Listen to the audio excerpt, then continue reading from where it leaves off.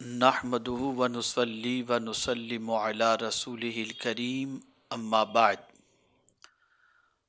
فاعوذ باللہ من الشیطان الرجیم بسم اللہ الرحمن الرحیم قال النبی صلی اللہ تعالی علیہ وسلم رجب شہر اللہ وشعبان شہری ورمضان شہر امتی صدق رسول اللہ صلی اللہ تعالی علیہ وسلم الصلاۃ والسلام علیک یا رسول اللہ الصلاۃ والسلام علیک یا حبیب اللہ الصلاۃ والسلام علیک یا نبی اللہ وعلی آلک واصحابک یا حبیب اللہ صلی اللہ تعالی علیہ وسلم۔ میرے پیارے آقا صلی اللہ تعالی علیہ وسلم کے پیارے دیوانوں، ماہ رجب المرجب یہ بہت ہی عظمت والا مہینہ ہے۔ اس کی حرمت کے حوالے سے قرآن مقدس سے ثابت ہے کہ رب قدیر جل جلالہ نے 12 مہینوں میں سے 4 مہینوں کو حرمت والا فرمایا، فیہا اربعۃ حرم، ان 4 مہینوں کے اندر ماہ رجب بھی ہے۔ یہ اسلامی سال کے 7ویں مہینے کا نام ہے، اور رسول گرامی وقار صلی اللہ تعالی علیہ وسلم نے ماہ رجب کے حوالے سے فرمایا کہ رجب اللہ کا مہینہ ہے، شعبان میرا مہینہ ہے، اور رمضان میرے امتیوں کا مہینہ ہے۔ آقا کریم صلی اللہ تعالی علیہ وسلم ماہ رجب کا چاند دیکھ کر دعا کرتے، اللہم بارک لنا فی رجب و شعبان وبلغنا رمضان۔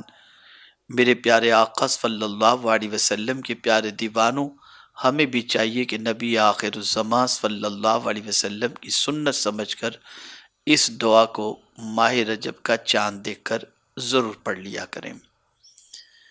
اب آئیے ماہ رجب سے متعلق کچھ ضروری باتیں عرض کروں۔ آقا کریم صلی اللہ علیہ وسلم نے جب رجب کے حوالے سے فرمایا کہ یہ اللہ کا مہینہ ہے، تو آقا کریم صلی اللہ علیہ وسلم سے عرض کیا گیا رجب کے اللہ کے مہینہ ہونے سے کیا مراد ہے؟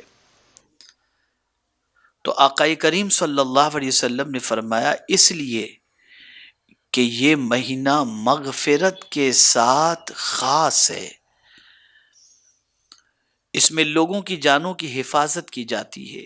اسی مہینے میں اللہ تعالیٰ نے انبیاء کرام علیہ الصلاۃ والسلام کو اپنے قرب کی دولت سے نوازا، اور اسی مہینے میں اللہ تعالیٰ نے اپنے مخصوص بندوں کو ان کے دشمنوں سے نجات عطا فرمائی۔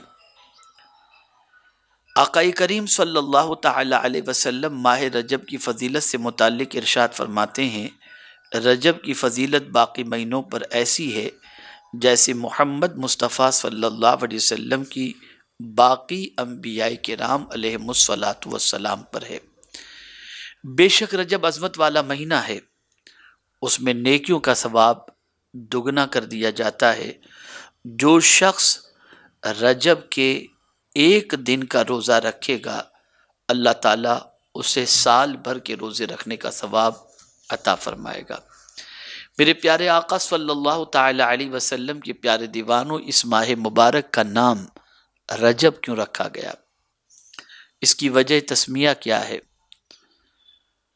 تو آپ سنیں، رجب ترجیب سے ماخوذ ہے، جس کے معنی ہے تعظیم کرنا۔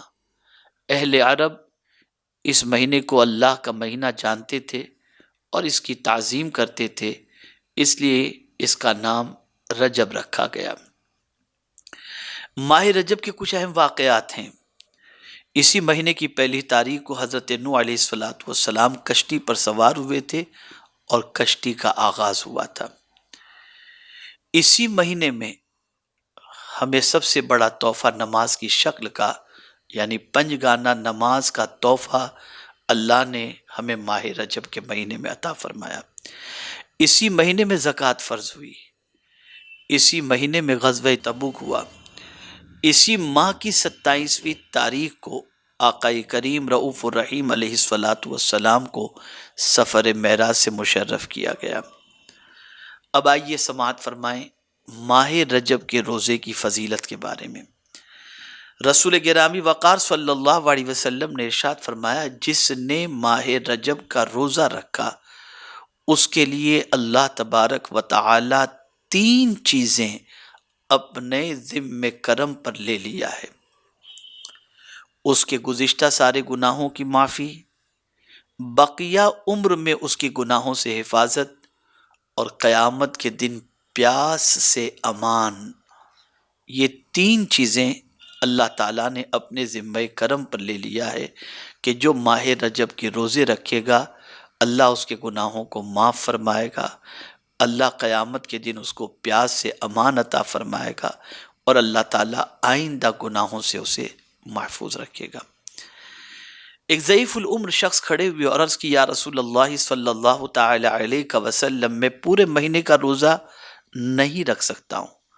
رسول گرامی وقار صلی اللہ علیہ وسلم نے فرمایا، رجب کی پہلی تاریخ کا روزہ رکھو، اس لیے کہ اس میں نیکیاں 10 گنا ہو جاتی ہیں، اور 15ویں تاریخ کا اور آخری دن کا روزہ رکھو، تم کو پورے مہینے روزے رکھنے والے کے برابر ثواب عطا کیا جائے گا۔ ایک مقام پر رسول گرامی وقار صلی اللہ علیہ وسلم نے ارشاد فرمایا کہ ماہ رجب کے پہلے جمعہ کی شب اس سے غافل مت ہونا، وہ ایسی رات ہے جسے ملائکہ رغائب یعنی بڑی رغبت والی رات کہتے ہیں۔ اللہ اکبر۔ اس رات جب رات کا 1/3 حصہ گزر جاتا ہے تو زمین و آسمان کے فرشتے کعبے اور اس کے ارد گرد جمع ہو جاتے ہیں۔ اللہ تبارک و تعالی ان سے ارشاد فرماتا ہے، اے فرشتوں مانگو، جو کچھ تم مجھ سے مانگنا چاہو مانگ لو۔ فرشتے کہتے ہیں، اے اللہ، ہماری بس یہی خواہش ہے کہ تم ماہ رجب کے روزے رکھنے والوں کی مغفرت فرما دے۔ اللہ تعالیٰ فرماتا ہے، میں نے انہیں معاف کر دیا۔ میرے پیارے آقا صلی اللہ تعالی علیہ وسلم کے پیارے دیوانوں، حضرت انس بن مالک رضی اللہ تعالیٰ عنہ سے مروی ہے کہ رسول گرامی وقار صلی اللہ علیہ وسلم نے ارشاد فرمایا، جنت میں ایک نہر ہے جس کا نام رجب ہے، جو کوئی ماہ رجب کے 1 دن کا بھی روزہ رکھے اللہ تبارک و تعالی اسے اس نہر کے پانی سے سیراب فرمائے گا۔ میرے پیارے آقا صلی اللہ تعالی علیہ وسلم کے پیارے دیوانوں، حضرت سعید شامی رضی اللہ تعالی عنہ سے مروی ہے